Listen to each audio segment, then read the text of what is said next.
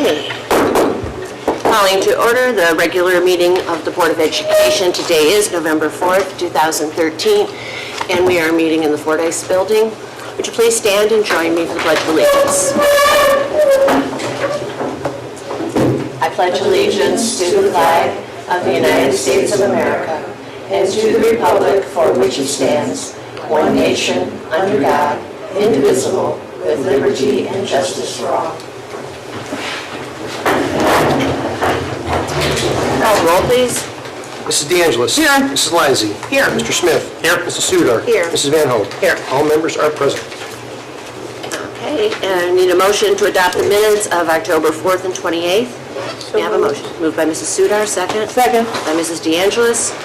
Call the roll, please. Mrs. Sudar. Yes. Mrs. Van Hoen. Yes. Mrs. DeAngelis. Yes. Mrs. Lysy. Yes. Mr. Smith. Yes. Motion carries 5-0. Thank you. Do we have a legislative liaison report, Mr. Smith? Not really, Madam President.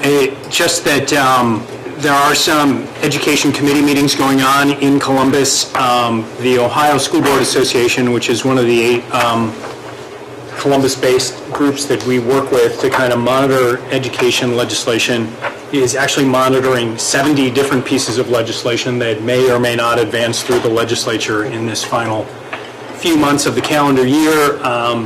There are a few things that are being looked at right now. Nothing, I would say, is pressing or in any way kind of compelling. So we'll just leave it at that, and we will keep the community apprised if anything groundbreaking develops.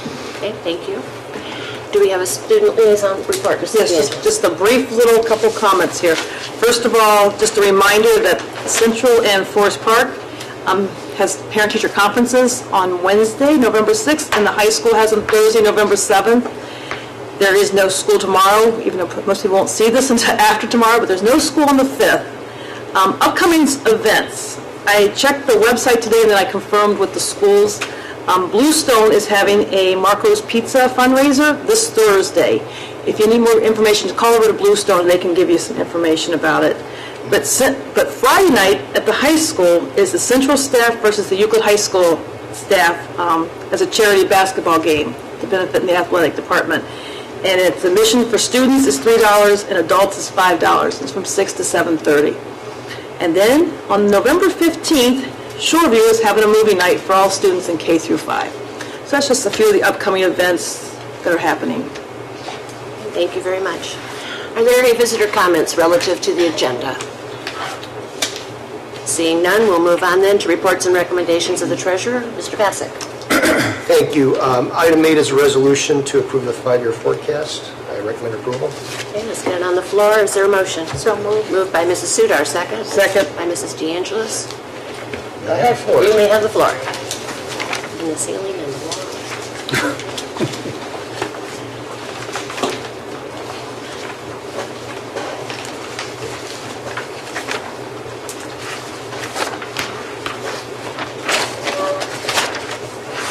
Madam President, members of the board, Mr. Bell, this is the proposed 5-year forecast for the city schools. A couple things have changed since our last update in May.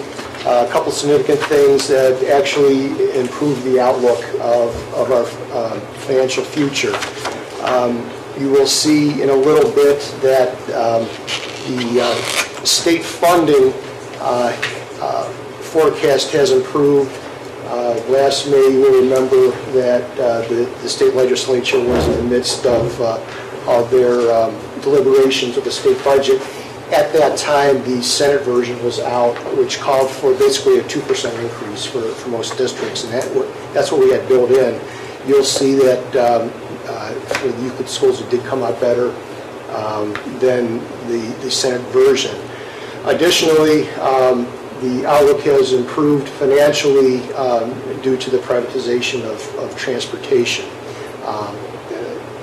Outside of that, things are relatively where they were. Obviously, we make some adjustments as we go along, but with those 2 improvements, we were able to move our forecasted year-end deficit from fiscal 16 to fiscal 17. We still have the goal of November 16 for the next operating levy. We're not quite there yet, but we've made a lot of progress, and we're heading in the right direction. Obviously, some major considerations when we look at the forecast. The new levy is now totally in place. This is the first full fiscal year of collection of the $5.4 million emergency levy that was passed in November of 12. Don't want to forget the effects of the reappraisal, the 2012 reappraisal that effectively reduced our revenue on the other side by $2 million. We always want to keep an eye on our delinquency and or collection rate, still fairly high, so we have to build that into our assumptions. And obviously the state budget, you'll see in a little bit some of the dollars that we're looking at, and along with that, we can never forget about the reductions to vouchers, charter schools, and open enrollment. On the expenditure side, obviously personnel is the main item in our budget. We'll talk a little bit about that and what we have built into the forecast. Not much has changed since our last forecast relative to personnel. Outside of the shift in some personnel to purchase services with the privatization of transportation. Historically, our personnel has made up between 78 and 81% of our budget. With the change in the transportation, our personnel now makes up about 75% of our budget, and non-personnel 25%. Again, our goal is still out there of not going back to the voters for operating money until November of 16.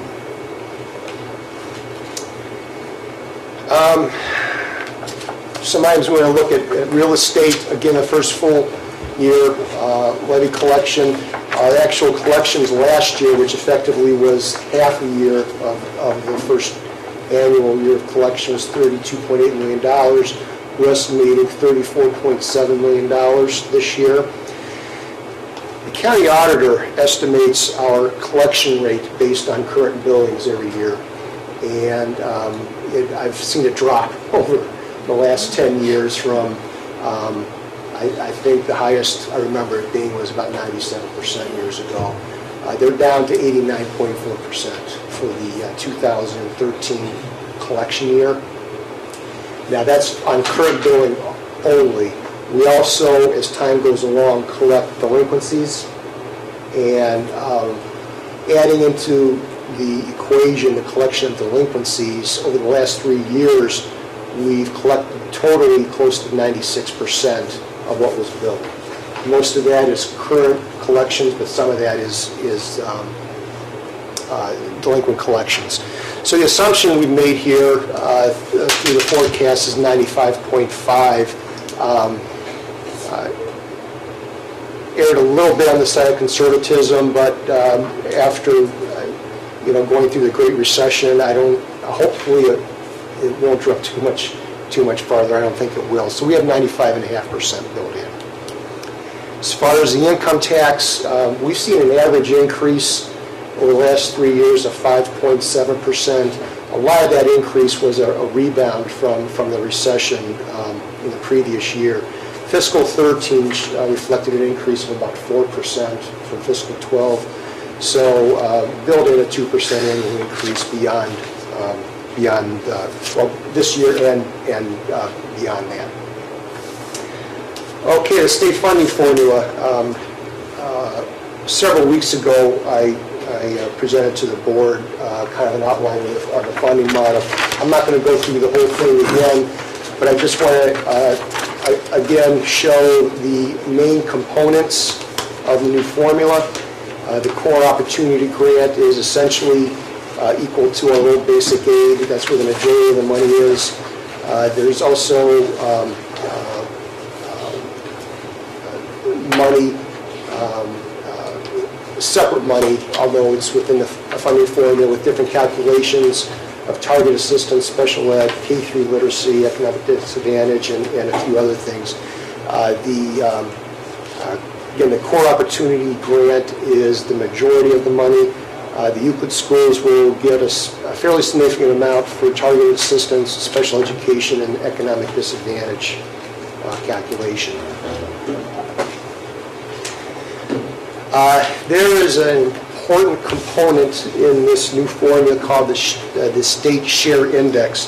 The board will remember the charge-off that used to be in a lot of the formulas for a longest time, and that was an assumed level of local collection that was netted against our revenue. The charge-off itself is no longer, but property wealth is still part of that, and it goes into the state share index factor, which effectively reduces the state funding. Also, many districts, and we are one, income factors will also be included in the state share index. That index is applied to almost all of those factors from the previous slide. It ranges from 5% to 90%, and Euclid's state share index is 64.4. That will be for both this year and next year. So in essence, what that does is, the example I have here is the per pupil core funding. You'll read where the state's basic funding this year is $5,745 and $5,780 next year. No school district is going to get that amount. The highest would be 90%. We're getting 64.4 of that, so the $5,745 turns into $3,700 per student. And again, this is before the choice deductions. Question on that? Yeah. I didn't want to interrupt you, but what is the state taking out for vouchers? Like I a do voucher? have that. Oh, okay. It's 2.8. No, I'm sorry. I meant per pupil. Oh. Since you were doing a per pupil there. Oh, it's the vouchers. It's there's a different amount for elementary and high school. I think it's elementary is $4,500 maybe. Please don't hold me to it. And 57 for. Yeah, a little bit higher. I'm not sure it's 5,700, but it's closer to that. Okay. It's close. So it's still More than we're getting. more than. So the 57. Let's say, for example, I don't know I can't do the math fast enough.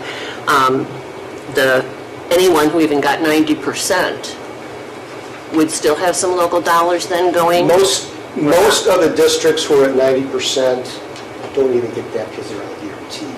Okay. They would most likely be on the guarantee. So they're losing $1 to vouchers and charter schools.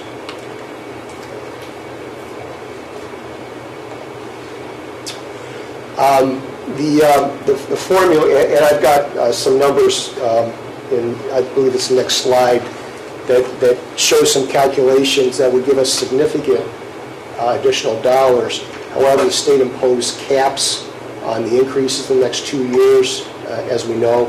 Fiscal 14 this year is 6.25% cap. Next year it's 10.5% cap.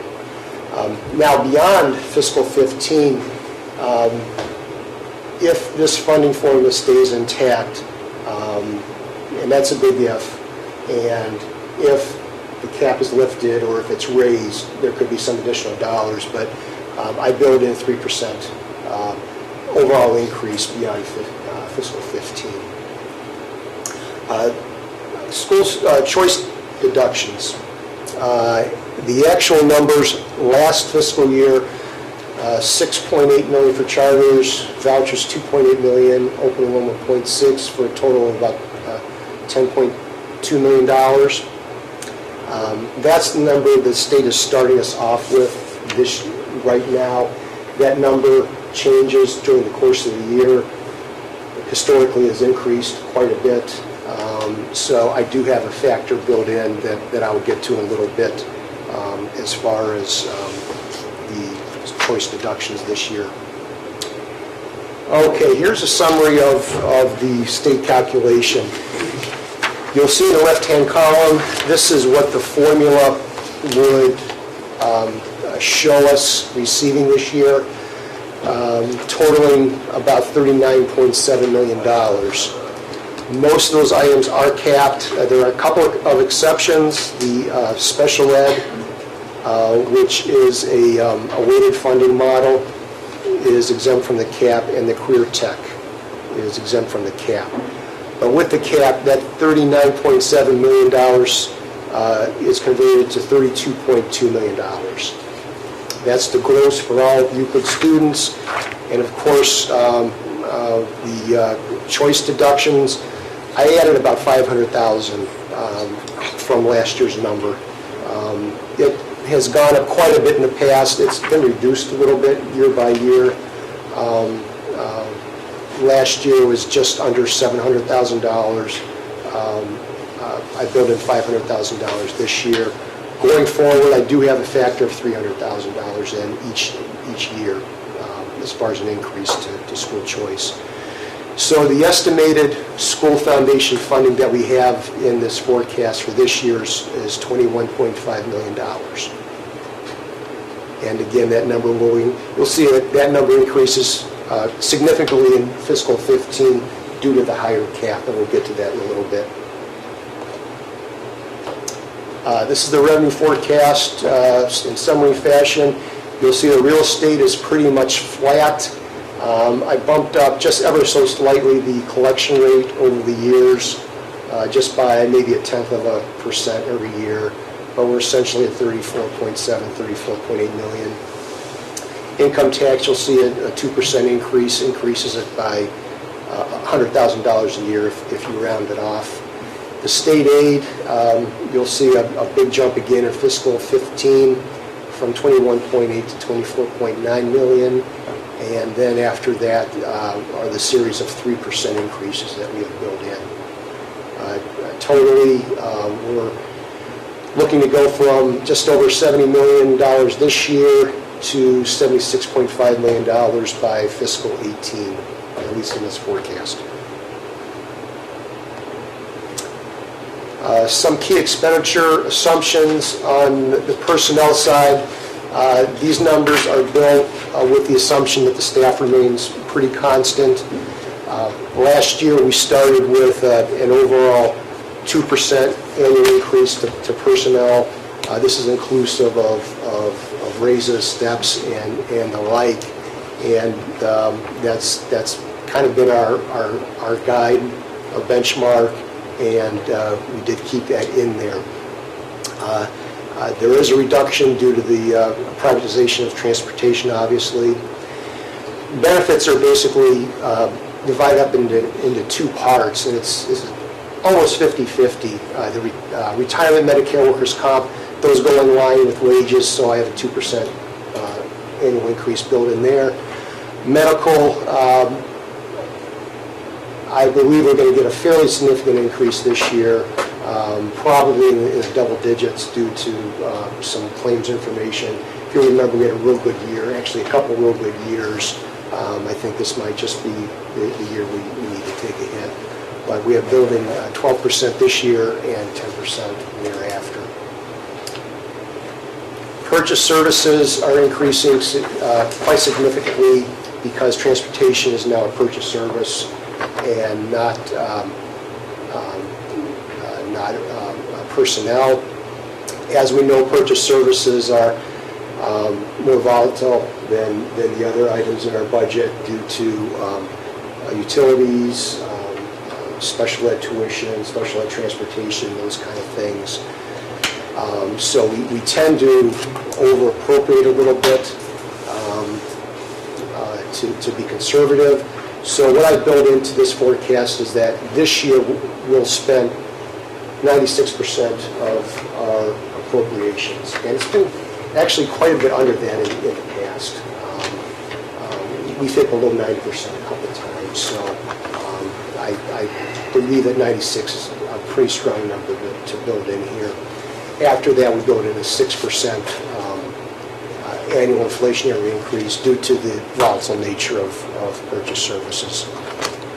Materials and supplies and capital build in 98% of appropriations being spent this year. and a 2% inflationary factor built in thereafter. The other category, I bumped that up 1% because there are things that are quite under our control, like others, such as treasurer and auditor's fees, liability insurance, and the like. Here's a summary of the expenditures. Moving from $70.3 million, which is almost exactly what we're looking at revenue-wise this year, and bumping up to $80.8 million in fiscal 18. And that is an average annual increase of 3.7% per year in the expenditures. Okay, this is everything together. Again, I believe our revenue and expenditures will pretty much equal this year. Next year, after several years of deficit spending, I believe we will have a surplus next year, but as the red numbers indicate, we're heading back down real quickly. So this is always the line I'm most concerned about, because it adds or subtracts to our bottom line, and if you go too long with the operating deficit, when you do hit that fund balance deficit, there's a cliff. So we need to keep our eyes on the trends there. Fund balances, again, you'll see that the total fund balance is positive through 17. Reservations on fund balance, that's essentially $1 million of carryover encumbrances from year to year, which, obviously they're not available for spending because those monies have been committed. That $500,000 is what's left over of our budget reserve. Actually, I believe it's $480,000 or thereabouts. And then I released that in this forecast in fiscal 17 when we do go into a deficit. So we're still running real thin. The available funds, we're still going to be just a little bit over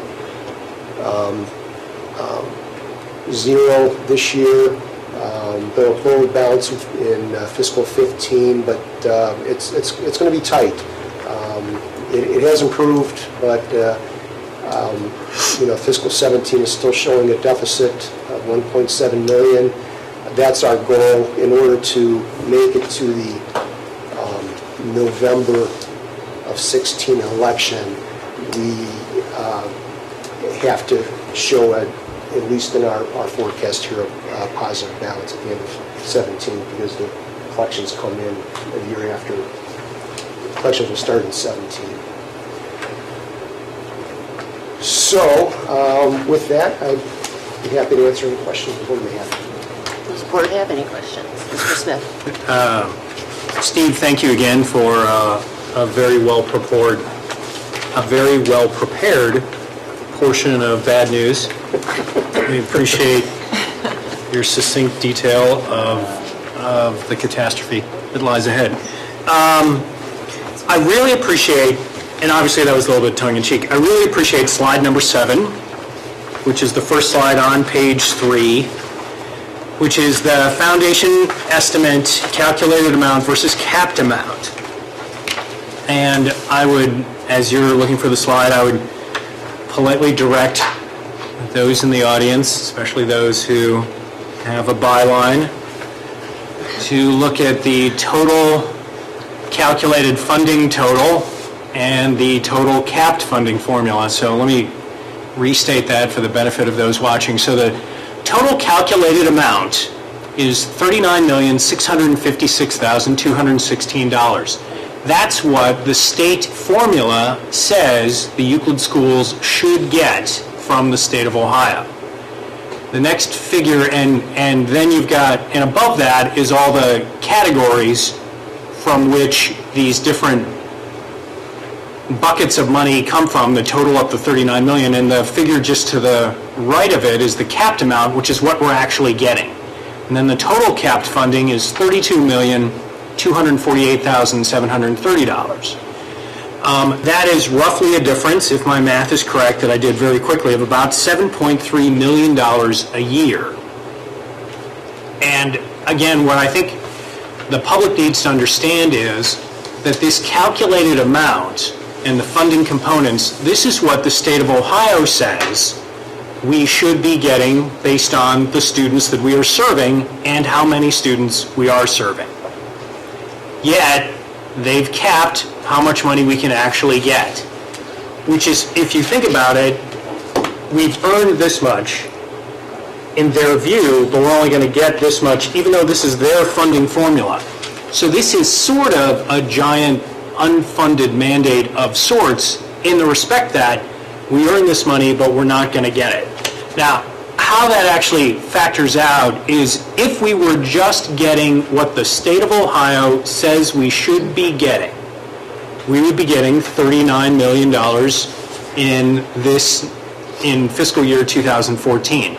So let's just do some pretend math that we would be getting an additional $7 million a year, and then take a look at what that does to our revenue forecast over the next 5 years and our expenditures, and therefore our need to go up for a levy. Now, if you don't factor in on the next slide where it says revenue forecast in millions, we've got the 70.3, there it is, you've got the 70.3 and the 73.5, 74.5, etc. I'm going to not even assume, I'm going to assume that our revenue forecast stays at the fiscal year 13-14. So I'm not even going to factor in the additional factors that are mostly local, that are some state money, but mostly local money increases, and just keep it at 70 million. So that would, again, if we were getting an additional $7 million, that would put us at, an additional $7 million in 13, and then an additional $5 million in 14. And how I'm calculating that is I'm now looking at 2 slides ahead, the expenditure forecast. And so, just doing some very quick math, we would have in reserve $7 million additional dollars for fiscal year 13-14, 5 additional for 14-15, 2 additional in 15-16. Then we would get beyond, then our revenues, our expenditures would exceed our revenues, and we would be $1 million below expenditures in 16-17 and $3 million below revenues in 17-18. So we would have an additional 14 coming in, we would lose 4. In other words, our balance at the end of fiscal year 18 would not be $6 million in the hole, we would be $10 million to the good. And that's so extraordinarily significant when we think about what we've got to do to deliver educational services to the kids that live inside the Euclid Public Schools, and the burden that we're going to ask the community to again absorb because the state has capped what we're going to get based on their own formula. And again, this is, school finance is a complicated thing, and I think the state makes it unclear for their benefit.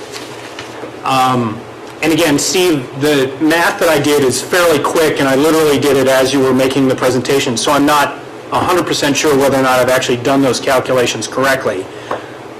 But it seems like, if we would be getting just that additional, if we would just be getting what the state says we should be getting, we would not have a deficit at the end of fiscal year 17, and we wouldn't have to go to the voters and think about the other services that we could be offering our students if we were just getting what the state says we deserve to get.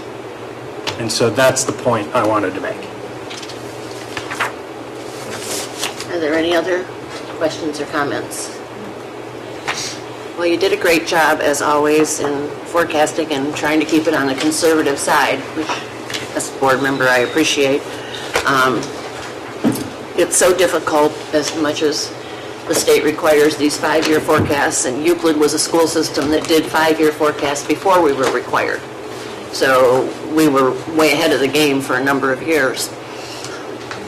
But please understand that you can't really forecast 5 years out, because there's all these legislative changes that come about. The state can come in at any time, change their formula. They have been known to suddenly take money away from us mid-year when we have no control over our staffing and so forth. And so we really have to be very careful and cognizant of what it is we're doing.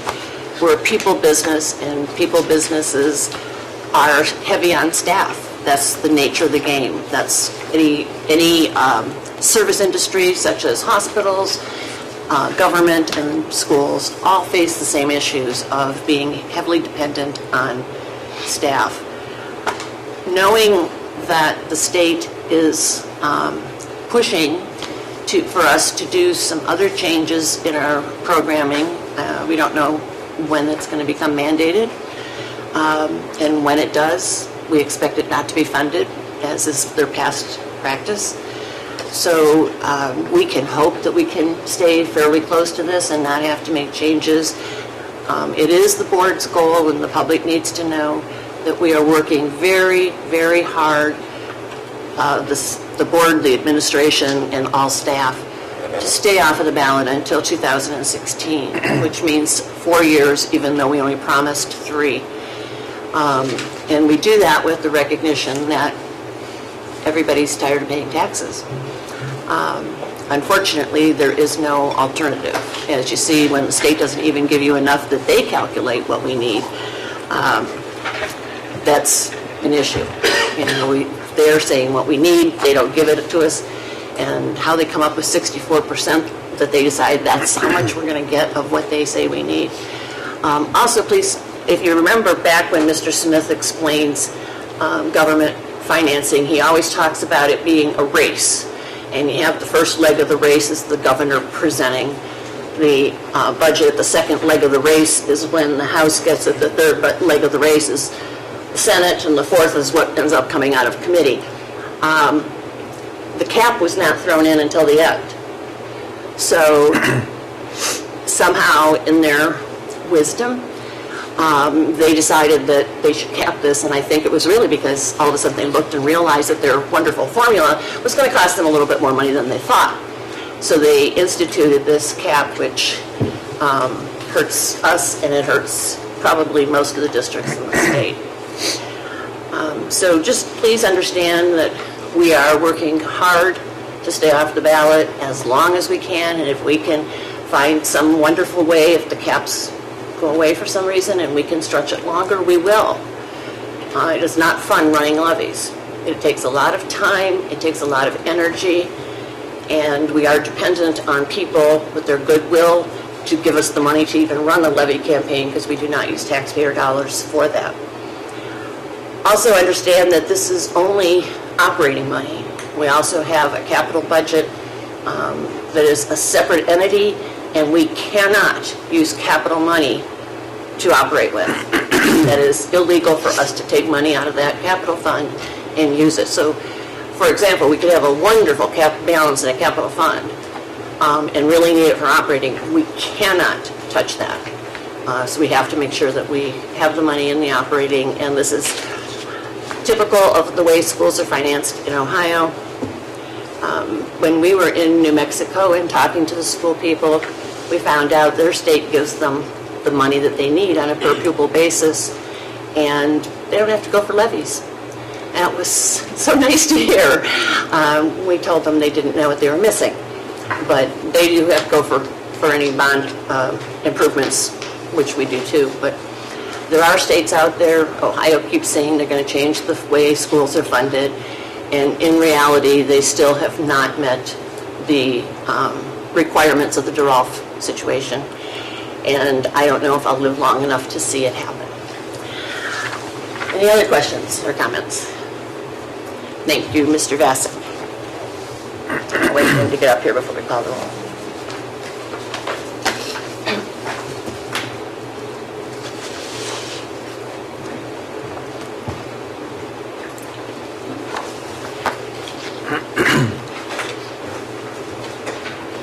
Okay, call the roll, please.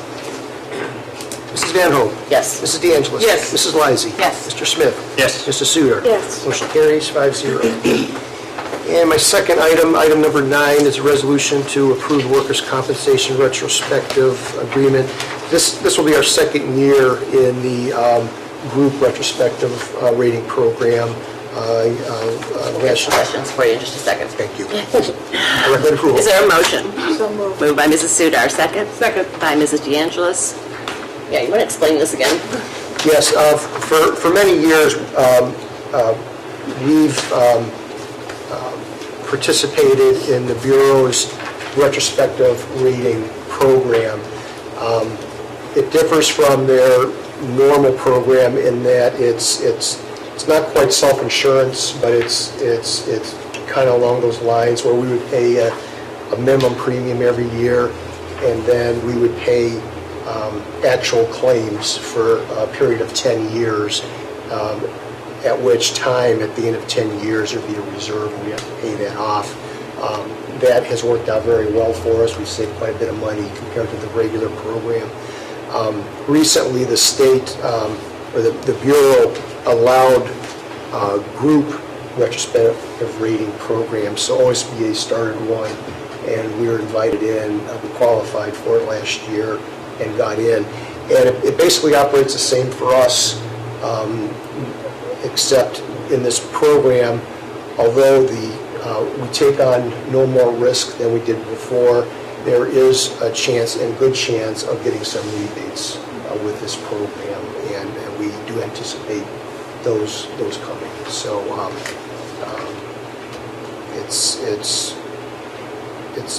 I believe it's definitely the way for us to go. Are we sharing the liabilities with the whole group, or do you? Not really. We still stand on our own. There's a experience modifier, which is multiplied against the state's base rate, and we still pay that up front. To be honest with you, I'm not sure how the entire operation works as far as how that money gets back to us. I believe it's just a matter of it's so big. There are economies of scale with their claims and management. Mm-hmm. Okay. All right. Any other questions you have? Yes, go ahead. Steve, thank you for the email back about some information.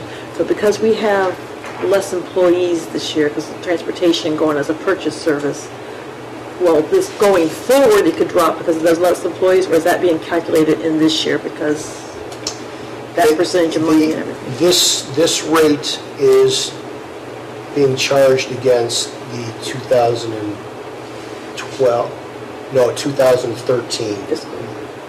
calendar year. So this essentially is going to start in January. Okay. And it'll be the base rate with our experience modifier multiplied against our actual payroll of 2013. But our payroll is going to be less because our purchase services went up because of transportation. Can you just speak Yes. up just a little Oh, bit? I'm sorry. Our payroll is going to go less Yes. because so- of that department not being a part of it, right? Yes. Okay. Yes. We'll get the full effect of it next year because we have Okay. basically, because this is on a calendar year basis. Okay. So it's always going to be 1 year ahead.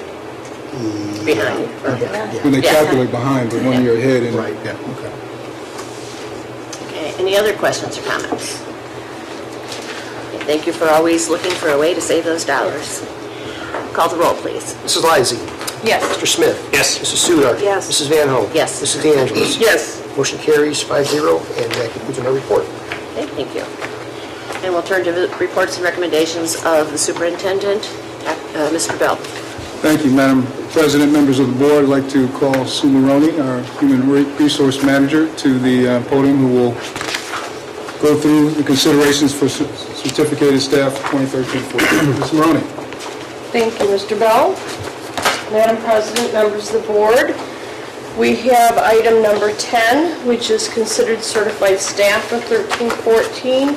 In there, we have an accept of a retirement with a request for rehire, a resignation of a tutor, approve the appointment of a building substitute, approve classification changes for training and experience, approve leaves of absences, and approve supplemental contracts. And I ask for your approval. Thank you. Is there a motion? So moved. Moved by Mr. Smith. Second? Second? By Mrs. Lysy. Are there any questions or comments? Call the roll, please. Mr. Smith? Yes. Mrs. Sudar? Yes. Mrs. Van Hoen? Yes. Mrs. De Angelis? Yes. Mrs. Lysy. Yes. Motion carries 5-0. Item number 11 is considered classified staff for 2013-14. We have a resignation, approve appointments, reassignments, and approve leaves of absence. Thank you. Is there a motion? So moved. Moved by Mrs. Lysy. Second? Second? By Mrs. Sudar. Are there any questions or comments? Call the roll, please. Mrs. Sudar? Yes. Mrs. Van Hoen? Yes. Mrs. De Angelis? Yes. Mrs. Lysy. Yes. Mr. Smith? Yes. Motion carries 5-0. And resolution number 12 is to consider grant payments, and we ask for your approval. Is there a motion? So moved. Moved by Mrs. Sudar. Second? Second. By Mr. Smith. Are there any questions or comments? Just, members of the board, Madam President, this is the grant that funds the Film Slam, and we've done that every year, and it's been very, very, We're not on that one. Oh, yep. We're on the payment, sorry. sorry, Okay. I'm ahead of you. Yep. 12. Okay. Are there any other questions or comments? You know what, just looking over the list, so did the majority of our teachers participate in the gain sharing? The wages? 3 schools. School. The gain sharing was awarded to the high school, Shoreview, and Chardon Hills staff members. Yeah. We had to change the formula on that because of the change in the state report card. So there was a different formula that was used to calculate the grant payments. Do you want to explain briefly what gain sharing is? Sure. What happens, Madam President, members of the board, is that schools that are able to show increased academic achievement are compensated, and they receive a compensation. And what happens is everyone in that building receives that compensation. So they may have come up with a strategy or a formula that has evidence to it to show that it increased student achievement. And so what they then do is they're able to get its gain sharing. The entire group is able to gain and share in that gain throughout the building. It's kind of the idea of a merit pay for performance, and so it's part of the race to the top Right, part of the race to the money, top. and I think it's one way of recognizing those schools that and teachers that do it a little bit extra. Everybody's working extra, okay? They're getting the results that we need to get. And so I think it's actually not always been the same schools, so that's nice actually to see. And I'm really proud of Shoreview for their increase. And I just want to tell you, Madam President, members of the board, the objective is to get staffs to be able to think outside the box. You want to encourage them to think about different ways of meeting our objectives. So what this does is encourage buildings to come up with different ways of being able to do that. And I know when I was in Columbus, it was a big, it was a large incentive to get buildings to move where we had buildings that were really underperforming. So the idea, again, is to get them to be thinking differently, to be able to get them to thinking about new strategies and different ways of being able to get our kids where they need to be. So we want to, again, congratulate Shoreview, but it's an opportunity for the entire district to move forward. So it's Shoreview, the high school, and Central. No, Chardon Hills, I'm sorry. Chardon Hills, okay. Just wanted to mention their names again. Thank you. Any other questions or comments? Call the roll, please. Mrs. Van Hoen? Yes. Mrs. De Angelis? I will be abstaining since I have a family member listed. Mrs. Lysy. Yes. Mr. Smith? Yes. Mrs. Sudar? Yes. Motion carries 4-0, one abstention.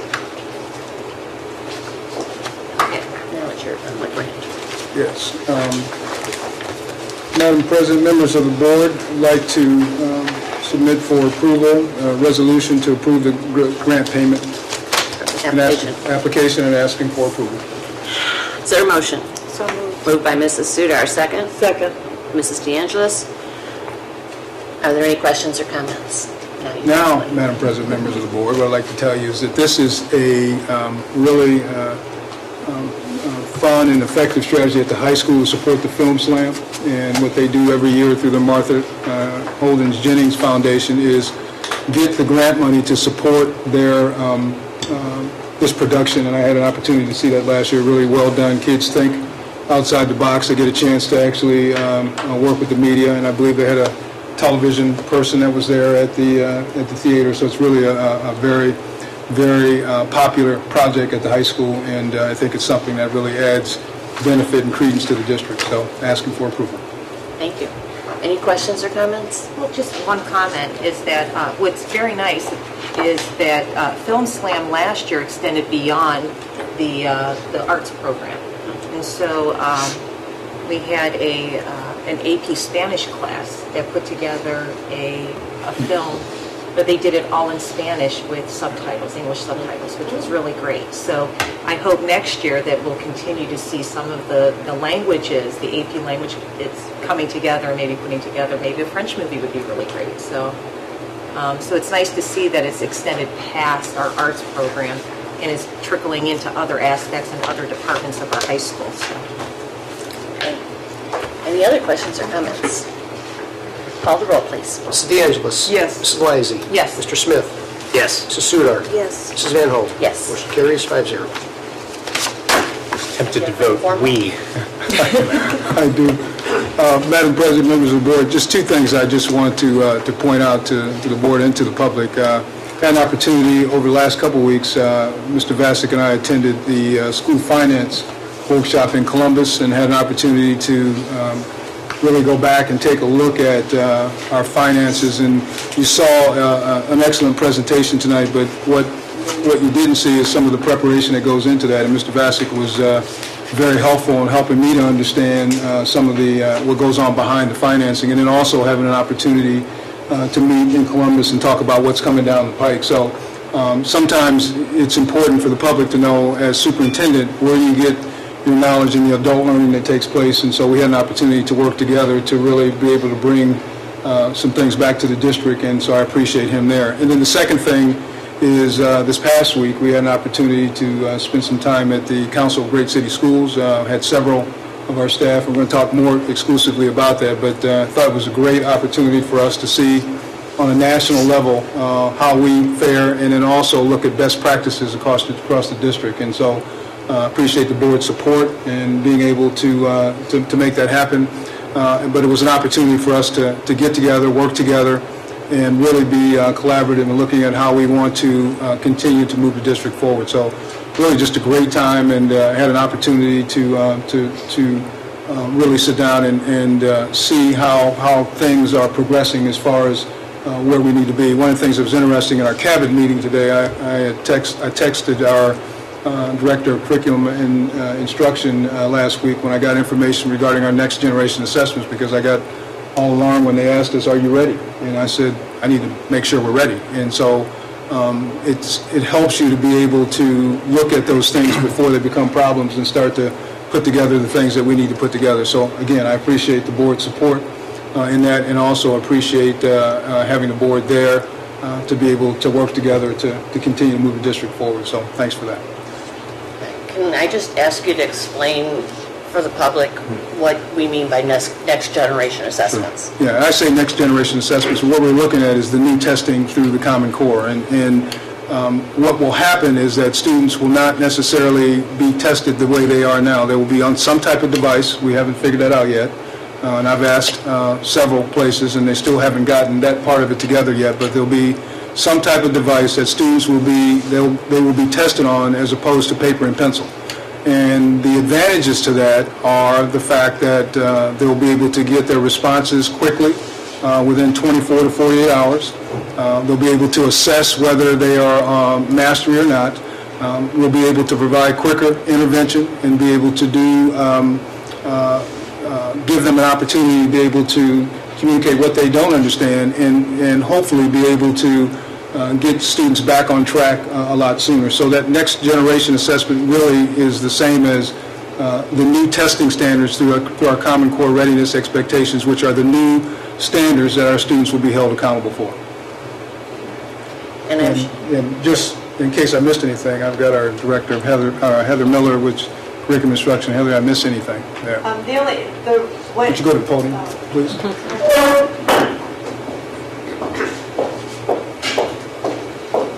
Sorry, Madam President, members of the board. The only thing I wanted to add is the confusion between the next generation assessments and what we refer to as the PARCC assessments. Essentially, it's the same thing.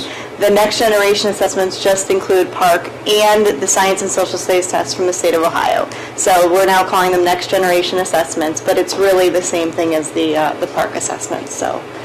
Now, is the confusion of what to use is coming from the state level of not getting direction?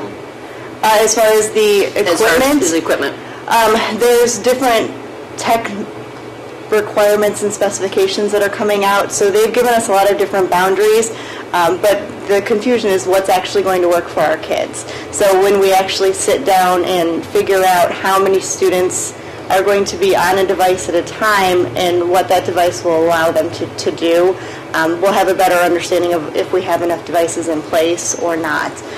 For example, preliminary, we heard that they would be able to use iPads, and now they've come out and said that we also would need keyboards and other pieces. So, there's some confusion about whether those will actually work for our kids or not. So that is a level of confusion from the state then, as far as what.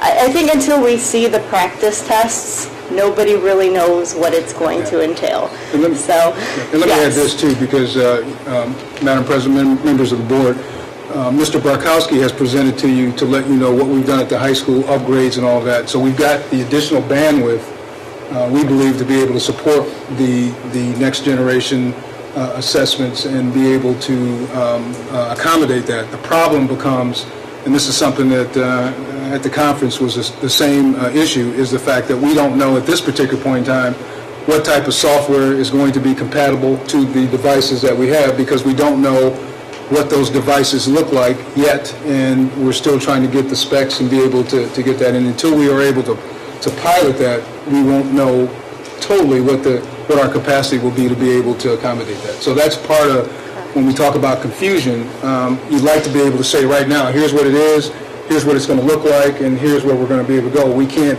answer all three components yet because we have not piloted to see where we're going to be compatible, where we may have problems, and then have enough time to make the adjustment. So that's part of the issue that we have. The bandwidth is not an issue. It's just a matter of being able to understand the device and make sure that the software is going to be compatible to our kids and be able to do what we need to do and deliver it. Okay, go ahead. Wouldn't the Ohio Department of Education... Speak up, please. Wouldn't the Ohio Department of Education understand that there needs to be compatibility with this program? And they would look across the state of Ohio and see which devices are being most often used in districts? I mean, it just... You be honest. Yeah, and Park has done a really nice job of giving a lot of that information, but the other added component is, as Park is creating these assessments for math and language arts, the state of Ohio is also creating assessments for science and social studies. So we're trying to merge these two different entities into one, and there's just a lot. So we are doing the pilot in the spring. We have several buildings and several classrooms that will be participating. So hopefully that will give us a really clear understanding of what we need to do moving forward. And if we're piloting it, can't we just make some sort of an assertion that we have Chromebooks? Yes, at the high school and middle school. Correct. Could we find something compatible with that? Yeah, we think we know. The problem is you want to know you know. Yeah, that's true. And so that's really kind of where we are. We think we're in pretty good shape. We've looked at all of the parameters. We've examined that. We've asked the questions. When I was in Albuquerque, I asked the same questions, and people had the same response. You asked the question, and the technical person there said that you continue to ask questions to try to get it closer to where it is, but nobody's going to have it exact, because the other thing you mentioned, I thought it was a great point, is that technology changes so quickly that we could have it today, this is what we're going to use, but because technology changes, it could be something different within next week. So trying to stay up on that at the same time of being able to do what we need to do, it's just a battle trying to do it. But we think we're right where we need to be.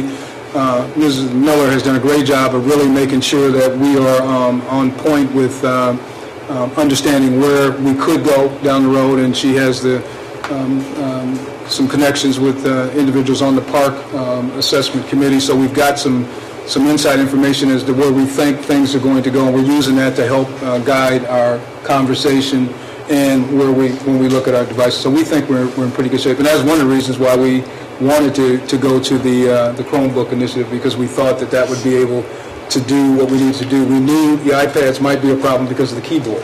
So looking past that, we were trying to be proactive in looking at what might be able to give us what we want, but at the same time, give us the capacity to be able to move forward, so. Yeah, and just versions of software too. I mean, I have to do a lot of data analysis on a different computer because the sample frequency that I collect data at produces so much data that I don't have enough cells in my previous Excel spreadsheet. So I have to go to a different computer that has the updated software. So I get it. Right. I totally understand. And I will tell you, I'm glad you're doing this. Good luck, Ms. Miller, but I have all the confidence in the world you're going to do well for us. So We'll be thank you. great. Thank you for all of your Thank you. your help. The So- pilot that will be our. And we're piloting the park assessment, is that what we're We are, piloting? That's what correct. it is. So the state tests are still up in the air. We actually did a pilot of the social studies test last year, which was a different version than what we'll see, but we've gone that road as well. So we're, as much information as we can possibly get, we are getting, so that we can stay ahead of everything. And Okay, have- so the question, oh, I'm sorry. No, The question is, though, we're piloting in the spring. Correct. Don't we have to give tests in the spring? The actual tests? We are giving, this year, we're still doing the OAA and the OGT. So we will be giving an additional pilot at very small increments. It will be specific classrooms at specific schools. It won't be district-wide. The park and states, so the next generation assessments will kick in next school year. Okay. And that's when we'll see the Common Core and everything kicking in as far as the testing and so forth.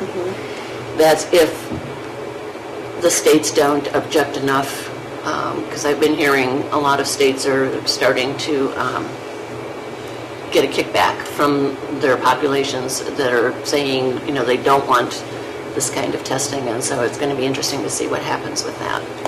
Thank you. Thank you. Any other questions or comments on that issue? Other than good luck to everyone in the world that's doing this.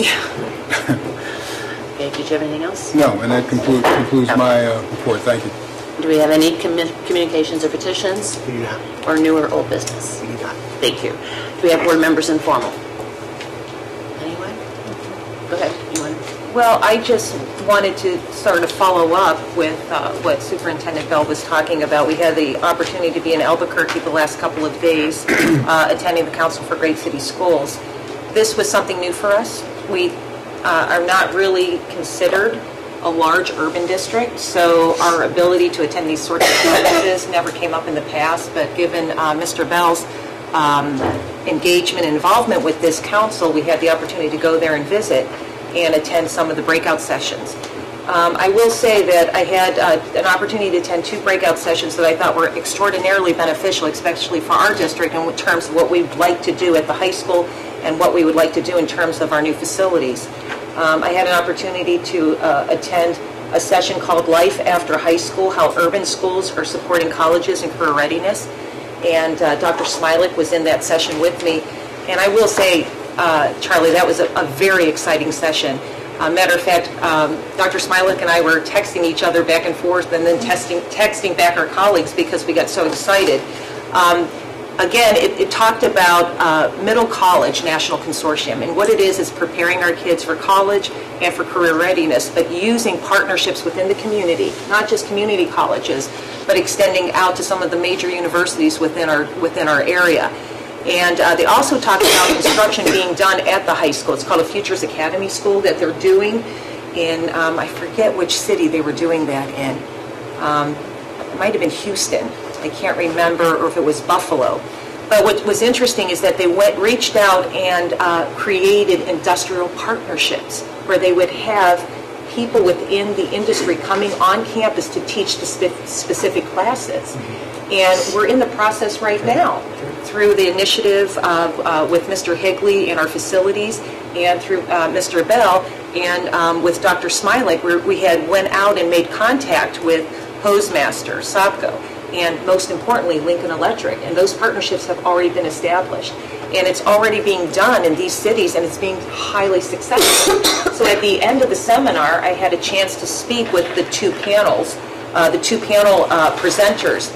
And they told me that if we have dual enrollment already in place, and if we have partnerships already established, that we have the right platform to make this happen. We can make it happen sooner than I had after that seminar, and I think we can really do a lot in terms of facility, but also about sustainability. So, and then just one last comment. I'm sorry, I had such a great couple of days, and I'm still riding on that high that I had out in Albuquerque.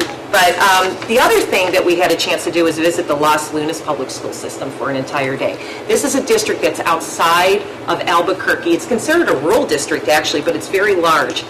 And something that I had never really considered, and Ms. Benton and I had a conversation about this, we talk about our district being at or below the poverty level. And I really didn't understand what poverty meant until we visited Los Lunas. We're talking generational poverty. Our students are poor, but they have a solid structure in which they live in. They do have the ability to be fed every day. They have clothes on their backs. We're talking about students who are mostly Hispanic and Native Americans who live in burnt-out cars, who live in structures that have dirt floors, no electricity, no running water. And these kids come to school every day ready and willing to learn. And the takeaway from me is that we're all kind of in the same boat no matter what part of the country you're from. And the dedication of staff and teachers and administrators to do the right thing and make sure that these kids have equal and adequate opportunities to education so that they can go ahead and break that cycle of generational poverty was so inspiring to me that I needed to see that because I didn't quite understand it. And Ms. Benton and I left there just kind of with an aha moment that, wow, if they can do it, well, we sure as heck can do it too. So, and that, I'll just leave it at that. So, that concludes what my comments. Okay. Any other board members informal? We will be reporting out about our experiences there, and then also at Capitol Conference, which the school board will be attending next week down in Columbus, which is why this meeting gets moved up every year. And the thing that I liked about going to the Albuquerque meeting was that at the state level, we get a lot of suburban schools and small town schools presenting. Here, it was all urban schools. So we got a different flavor when we were in our meetings, and we'll be reporting more out about that, and also about what we learn at Capitol Conference, which is particular to the state of Ohio at our next meeting, which is, I figured this out before and I forgot. 18th. No, not the 25th. 25th of November. So, and do we have any visitor comments? Okay, seeing none, I'll take a motion to adjourn. So moved. Moved by Mrs. Lysy, second. By Mr. Smith, did you say that? I did not, I'm sorry. but I will. Okay, I'm sorry, I heard something for a second. Stick around. Okay, call the roll, please. Mrs. Lysy. Yes. Mr. Smith. Yes. Mrs. Sudar. Yes. Mrs. Van Hoen. Yes. Mrs. DeAngelo. Yes. Motion carries 5-0. Thank you. And we are adjourned. All right. So we've got a work session. Yes. And then